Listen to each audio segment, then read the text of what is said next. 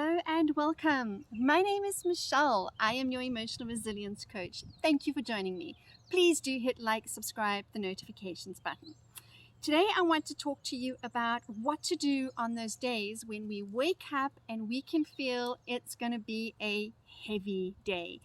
We're either going to be hitting a little bit of a slump in depression, or we're going to have some anxiety, but basically we know that the day is not starting out great, and there were some tips, tricks, tools, things that we can do to kind of help us navigate these days better.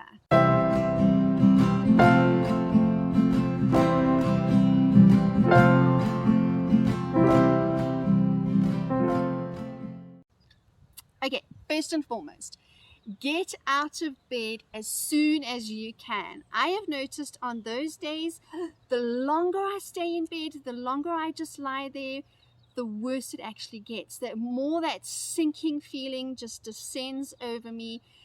I don't want to get out of bed. I get kind of emotional about the idea. I fight with myself. I get a little bit angry and resentful about having to get out of bed. And the longer I stay there, the worse the idea feels of actually getting out of bed. So get into the habit of getting up and out of bed at a reasonable rate. It's pretty much as soon as you are actually, your brain is awake. Get up, open the curtains. Light is so good. Natural light is so good. Open the curtains, look at the sun. Take a deep breath in. Think about everything you don't want to do is what you actually need to do to feel better. I know what I want to do on those days. I want to just hide, pull the duvet, keep it dark, keep it quiet, no noise.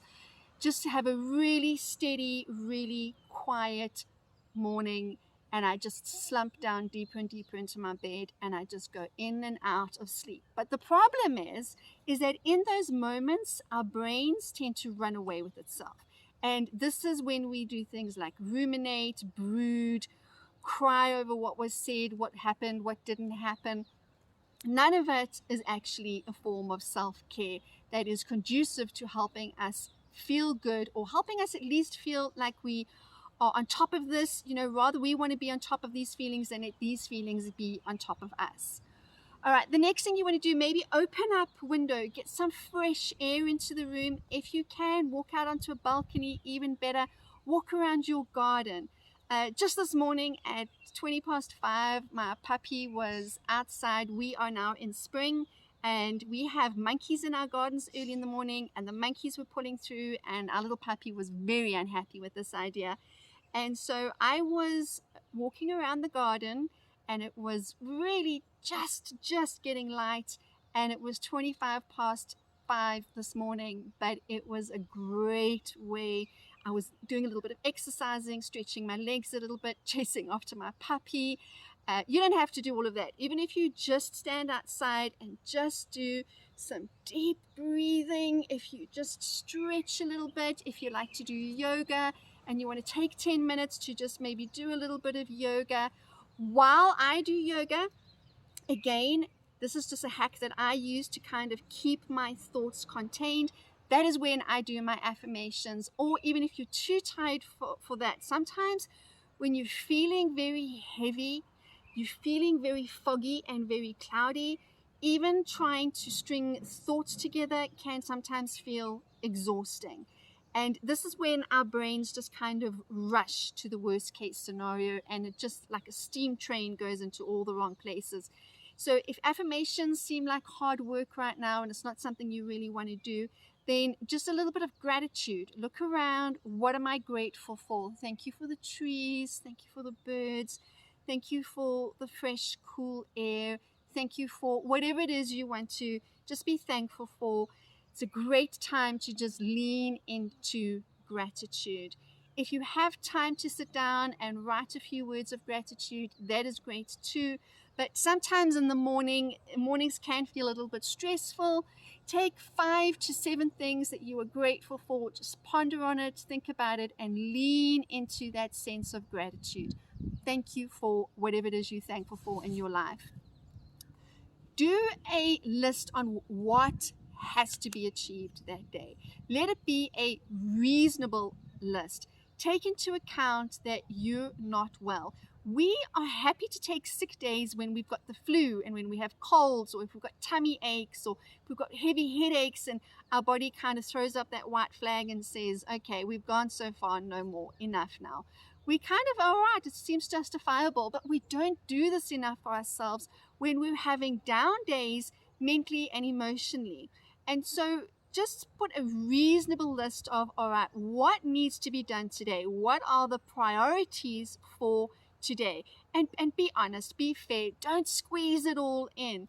Again, I also like to just choose 5 to 7, maybe at a push 8 things, depending on how long each task is going to take. Write it down on a list, and as you accomplish it, just tick it off. There's something about just that feeling of, okay, check, done, I've accomplished it, that's amazing, next thing. And again, there's no rush. And somewhere in there, put in some self-care. So yesterday, for example, I had a day very similar to this. I woke up, I was very foggy, I was very tired. I was feeling very, it was hard. It was a struggle to get up and get going and to do things. And I had to really coax myself. And I was thinking to myself, am I getting something? Is my body fighting something? Am I a little bit under the weather? What is going on with me? And what I did is I did literally what I needed to do. All that I didn't get to and wasn't a necessity, I either scratched off as I am not doing, or I pushed it either for today or later in the week. And by 3 o'clock in the afternoon, I was back on my bed, sprawled out, kind of like a starfish, and I lay there for an hour. And just after 4 o'clock, I got up and I was able to then make my family some dinner and spend some time with my family, chatting, talking, being with them. But I took that hour just to be with me. Now that hour can look like anything for you. I was too tired to listen to anything, to read anything, to do anything. I was also, funny enough, too tired to actually sleep.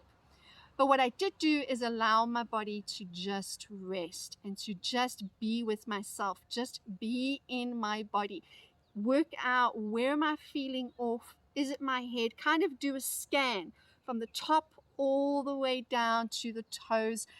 How is this feeling? How is that feeling? Allow myself to be in my body. And I just did a lot of deep breathing to help me relax and stay present and in the moment. And then what I did last night is I went to bed early. So on those days, it's imperative to just go to bed early. Give yourself that extra rest. Have a nice warm bath. Put some lavender in your bath if you want to. Burn some candles. This is a great time. Getting ready for bed and that winding down period is a great time to really invest in some self-care. Just give yourself some TLC and just be kind to yourself and say, hey, it's been a rough day. What should we do? What do we want to do? How can we help ourselves relax into this day? And all through the day, it is so important that you just practice being compassionate, loving, kind, and gentle with yourself. Because if you're going to fight with yourself, you're just going to exhaust yourself even further. All right, let me know if this helps. Please don't forget to hit like. Don't forget to subscribe, share. And as always, I love to hear from you. Come on over to Instagram, the Emotional Resilience Coach, and say hi to me there. Have a great and empowered day.